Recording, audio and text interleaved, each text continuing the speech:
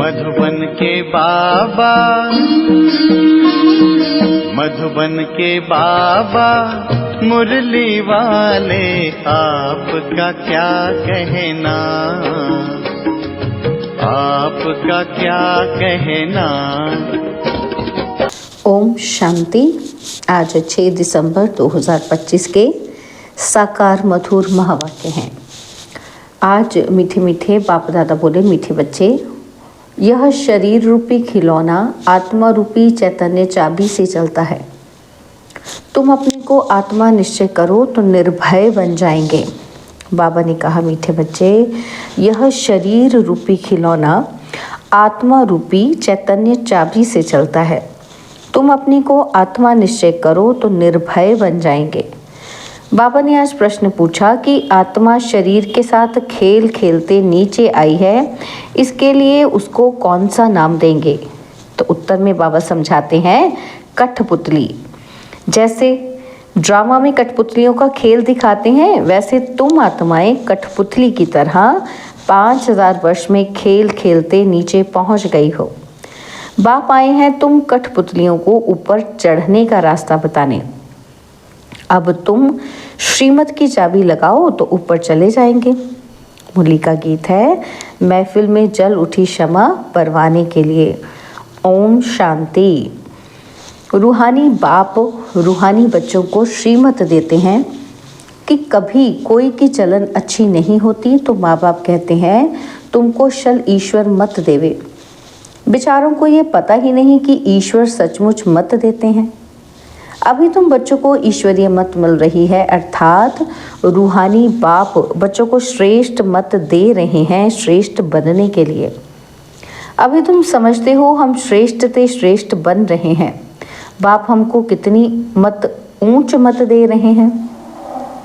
हम उनकी मत पर चलकर मनुष्य से देवता बन रहे हैं, तो सिद्ध होता है मनुष्य को देवता बनाने वाला वही बाप है। सिख लोग भी गाते हैं, मनुष्य से देवता किए, तो ज़रूर मनुष्य से देवता बनाने की मत देते हैं। उनकी महिमा भी गाई है, एक ओंकार सतनाम करता पुरख निरपौ निर्वैर, अकाल मूरत अजूनी सैबन गुर प्रसाद जप। आद सच जुगाद सत्य हैवी सच, नानक होसी भी सच। तो बाबा कहते तुम सब निर्भय हो जाते हो, अपने को आत्मा समझते हो ना, तो आत्मा को कोई भय नहीं रहता है। बाप कहते हैं निर्भय बनो। भय फिर काहे का? तुमको कोई भय नहीं, तुम अपने घर में बैठे भी बाप की श्रीमत लेते रहते हो। अब श्रीमत किसकी, कौन देते हैं? यह बातें गीता में तो है नहीं। अभी तुम बच्चे समझते हो। बाप कहते हैं तुम पतित बन गए हो, अब पावन बनने के लिए माँ में कम याद करो। यह पुरुषोत्तम बनने का मेला संगम युग पर ही होता है। बहुत आकर श्रीमत लेते हैं, इसको कहा जाता है ईश्वर के साथ बच्चों का मेला। ईश्वर भी निराकार है और बच्चे भी निराकार हैं। हम आत्मा हैं, ये पक्की पक्की आदत डालनी है। जैसे खिलौने को चाबी दी जाती है तो डांस करने लग पड़ते हैं, तो आत्मा भी इस शरीर रूपी खिलौने की चाबी है। आत्मा इनमें ना हो तो कुछ भी कर ही ना सके। तुम हो चैतन्य खिलौने, खिलौनों को चाबी नहीं दी जाए तो वो काम का नहीं रहेगा, खड़ा हो जाएगा। तो आत्मा भी चैतन्य चाबी है और यह अविनाशी अमर चाबी है। बाप समझाते हैं मैं देखता ही हूँ आत्मा को। आत्मा सुनती है, ये पक्की आदत डालनी है। इस चाबी बिगर शरीर चल न सके। इनको भी चाबी अविनाशी मिली हुई है, 5000 वर्ष इसकी चाबी चलती है। चैतन्य चाबी होने के कारण चक्र फिरता ही रहता है। यह है चैतन्य खिलौने। बाप भी चैतन्य आत्मा है। जब चाबी पूरी हो जाती है तो फिर बाप नए सिर युक्ति बताते हैं कि मुझे याद करो, तो फिर चाबी लग जाएगी। अर्थात आत्मा तमो प्रधान से सतो प्रधान बन जाएगी। जैसे मोटर से पेट्रोल खत्म होने पर फिर भरा जाता है ना, तो अभी तुम्हारी आत्मा समझती है कि हमारे में पेट्रोल कैसे भरेगा। बैटरी खाली होती है तो फिर उनमें पावर भरी जाती है ना, तो बैटरी खाली होती है तो लाइट कब खत्म हो जाती है। अब तुम्हारी आत्मा रूपी बैटरी भरती है, जितना याद करेंगे उतना पावर भरती जाएगी। इतना 84 जन्मों का चक्र लगाए बैटरी खाली हो गई है, सतो रजो तमो में आई है। अब फिर बाप आए हैं चाबी देने अथवा बैटरी को भरने। पावर नहीं है तो मनुष्य कैसे बन जाते हैं? तो अब याद से ही बैटरी को भरना है। इनको ह्यूमन बैटरी कहें। बाप कहते हैं मेरे साथ योग लगाओ। यह ज्ञान एक ही बाप देते हैं, सदगति दाता वह एक ही बाप है। अभी तुम्हारी बैटरी सारी भरती है, जो फिर 84 जन्म पूरे पार्ट बजाते हो। जैसे ड्रामा में कठपुतलियाँ नाचती हैं ना, तो तुम आत्माएं भी ऐसे कठपुतलियों मिसल हो। ऊपर से उतरते 5000 वर्ष में एकदम नीचे आ जाते हो और फिर बाप आकर ऊपर चढ़ाते हैं। वह तो एक खिलौना है। बाप अर्थ समझाते हैं चढ़ती कला और उतरती कला का। 5000 वर्ष की बात है। तुम समझते हो श्रीमत से हमको चाबी मिल रही है, हम फुल सतो प्रधान बन जाएंगे, फिर सारा पाठ रिपीट करेंगे। कितनी सहज बात है समझने और समझाने की। फिर भी बाप कहते हैं समझेंगे वही जिन्होंने कल्प पहले समझा होगा। तुम कितना भी माथा मारो जास्ती समझेंगे ही नहीं। बाप समझ तो सबको एक जैसी ही देते हैं। कहीं भी बैठे बाप को याद करना है। भल सामने ब्राह्मणी ना हो तो भी तुम याद में बैठ सकते हो। मालूम है बाप की याद से ही हमारे विकर्म विनाश होंगे, तो उस याद में बैठ जाना है। कोई को बिठाने की दरकार नहीं है। खाते पीते स्नान आदि करते बाप को याद करो। थोड़ा टाइम दूसरा कोई सामने बैठ जाते हैं, ऐसे नहीं कि वो मदद करते हैं तुमको, नहीं, हर एक को अपने को ही मदद करनी है। ईश्वर ने तो मत दी है कि ऐसे ऐसे करो, तो तुम्हारी दैवी बुद्धि बन जाएगी। यह टेम्पटेशन दी जाती है। श्रीमत तो सबको देते रहते हैं। इतना ज़रूर है कि किसी की बुद्धि ठंडी है और किसी की तेज़। पावन के साथ योग नहीं लगता तो बैटरी चार्ज नहीं होती। बाप की श्रीमत नहीं मानते हैं, योग लगता ही नहीं। तुम अभी फील करते हो हमारी बैटरी भरती जाती है। तमो प्रधान से सतो प्रधान तो ज़रूर बनना है। इस समय तुमको परमात्मा की श्रीमत मिल रही है। यह दुनिया बिल्कुल नहीं समझती। बाप कहते हैं मेरी इस मत से तुम देवता बन जाते हो। इससे ऊंच चीज़ कोई होती ही नहीं। वहाँ यह ज्ञान नहीं रहता। यह भी ड्रामा बना हुआ है। तुमको पुरुषोत्तम बनाने के लिए बाप संगम पर ही आते हैं। जिनका फिर यादगार भक्ति मार्ग में मनाते हैं। दशहरा भी मनाते हैं ना, तो जब बाप आता है तो दशहरा होता है। 5000 वर्ष बाद हर बात रिपीट होती है। तुम बच्चों को ही यह ईश्वरीय मत अर्थात श्रीमत मिलती है, जिससे तुम श्रेष्ठ बनते हो। तुम्हारी आत्मा सतो प्रधान थी, वह उतरते उतरते तमो प्रधान भ्रष्ट बन जाती है और फिर बाप बैठ ज्ञान और योग सिखलाकर सतो प्रधान श्रेष्ठ बनाते हैं। बतलाते हैं कि तुम सीढ़ी नीचे कैसे उतरते हो। ड्रामा चलता रहता है। इस ड्रामा के आदि मध्य अंत को कोई भी जानते नहीं है। बाप ने समझाया है कि अब तुमको स्मृति आई है ना। हर एक के जन्म की कहानी तो सुना नहीं सकेंगे, लिखी नहीं जाती जो पढ़कर सुनाई जाए। यह बाप बैठ समझाते हैं। अभी तुम सो ब्राह्मण बने हो, फिर सो देवता बनना है। बाप ने समझाया है ब्राह्मण देवता क्षत्रिय तीनों धर्म मैं स्थापन करता हूँ। अभी तुम्हारी बुद्धि में है कि हम बाप द्वारा ब्राह्मण वंशी बनते हैं, फिर सूर्यवंशी चंद्रवंशी बनेंगे। जो नापास होते हैं वह चंद्रवंशी बन जाते हैं। किसमें नापास? योग में। ज्ञान तो बहुत सहज समझाया है कि कैसे तुम 84 का चक्र लगाते हो। मनुष्य तो 84 लाख कह देते तो कितना दूर चले गए हैं। अभी तुमको मिलती है ईश्वरीय मत। ईश्वर तो आते ही हैं एक बार, तो उनकी मत भी एक बार ही मिलेगी। एक देवी देवता धर्म था, ज़रूर उन्हों को ईश्वरीय मत मिली थी। उसके आगे तो हुआ संगम युग। बाप आकर दुनिया को बदलाते हैं, तुम अब बदल रहे हो। इस समय तुमको बाप बदलाते हैं। तुम कहेंगे कि कल्प कल्प हम बदलते आए हैं, बदलते ही रहेंगे। यह चैतन्य बैटरी है ना, वह है जड़। बच्चों को मालूम हुआ है कि 5000 वर्ष बाद बाप आए हैं। श्रेष्ठ ते श्रेष्ठ मत भी देते हैं और ऊंच ते ऊंच भगवान की ऊंच मत मिलती है, जिससे तुम ऊंच पद पाते हो। तुम्हारे पास जब कोई आते हैं तो बोलो तुम ईश्वर की संतान हो ना। ईश्वर शिव बाबा है, शिव जयंती भी मनाते हैं। वह है भी सद्गति दाता, उनको अपना शरीर तो है नहीं, तो किसके द्वारा मत देते हैं? तुम भी आत्मा हो, इस शरीर द्वारा बातचीत करते हो ना। शरीर बिगर आत्मा कुछ कर न सके। निराकार बाप भी आए कैसे? गायन भी है कि रथ पर आते हैं। फिर कोई ने क्या बैठ बनाया है। त्रिमूर्ति भी सूक्ष्म वतन में बैठ दिखाया है। बाप समझाते हैं ये सब है साक्षात्कार की बातें, बाकी रचना तो सारी यहाँ है ना। तो रचता बाप को भी यहाँ आना पड़े। पतित दुनिया में ही आकर पावन बनाना है। यहाँ बच्चों को डायरेक्ट पावन बना रहे हैं। समझते भी हैं, फिर भी ज्ञान बुद्धि में बैठता नहीं। कोई को समझा नहीं सकते। श्रीमत को उठाते नहीं हैं तो श्रेष्ठ ते श्रेष्ठ बन नहीं सकते।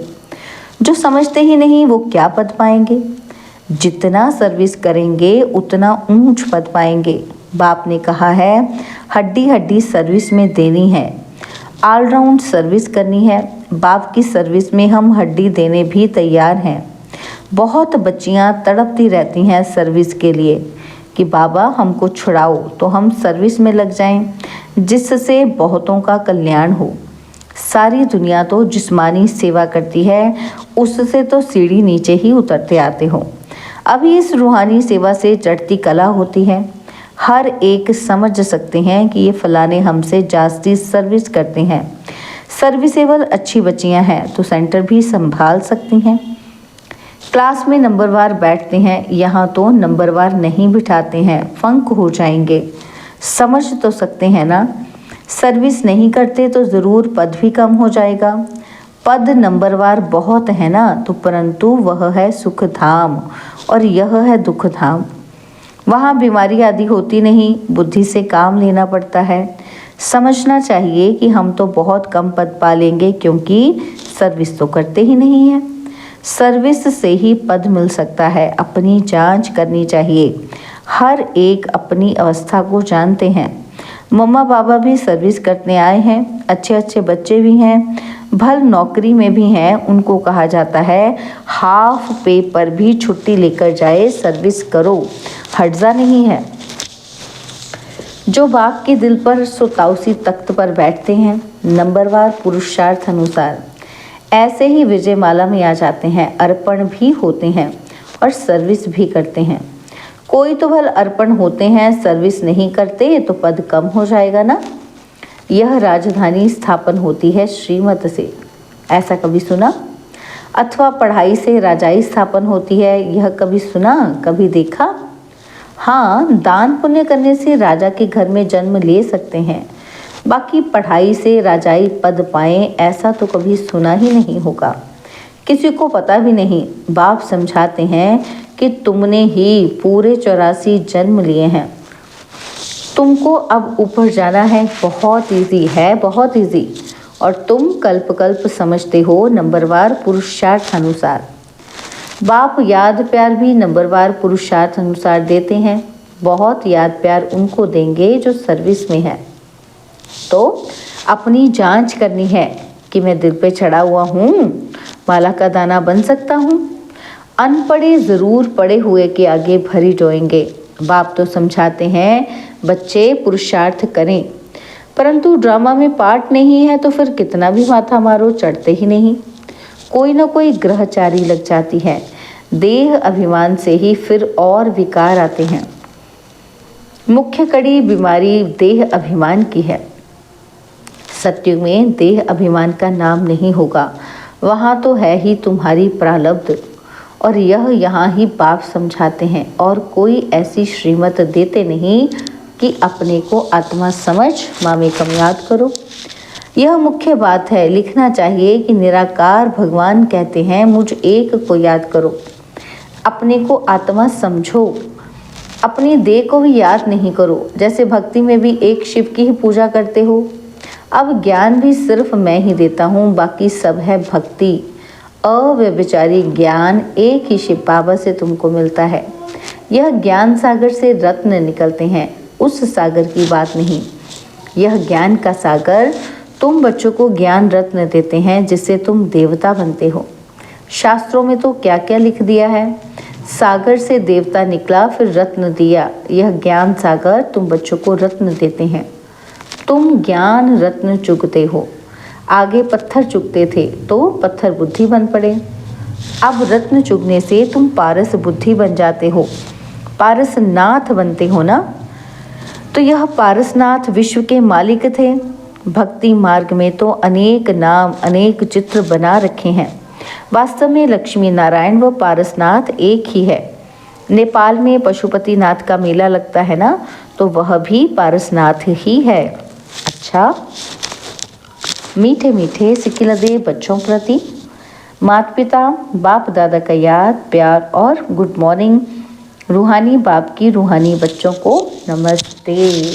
हम रूहानी बच्चों की रूहानी बाप दादाजी को दिलवा जान सिकवा प्रेम से नमस्ते। ओम शांति। प्यारे बाबा, मीठे बाबा, मेरे बाबा, शुक्रिया बाबा, शुक्रिया बाबा, शुक्रिया। धारणा के लिए मुख्य सार है। पहला पॉइंट है, बाप ने जो ज्ञान रत्न दिए हैं वही चुगने हैं, पत्थर नहीं।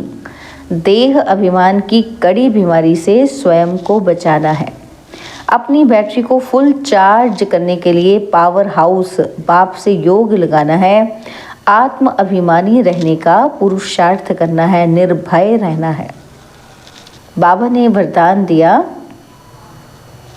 दातापन की भावना द्वारा इच्छा मात्रम अविद्या की स्थिति का अनुभव करने वाले तृप्त आत्मा भव।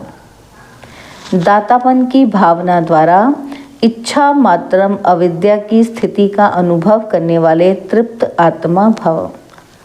सदा एक लक्ष्य हो कि हमें दाता का बच्चा बन सर्व आत्माओं को देना है। दातापन की भावना रखने से संपन्न आत्मा हो जाएंगे और जो संपन्न होंगे वह सदा तृप्त होंगे। मैं देने वाले दाता का बच्चा हूँ, देना ही लेना है। यही भावना सदा निर्विघ्न इच्छा मात्रम अविद्या की स्थिति का अनुभव कराती है। सदा एक लक्ष्य की तरफ ही नजर रहे, वह लक्ष्य है बिंदु।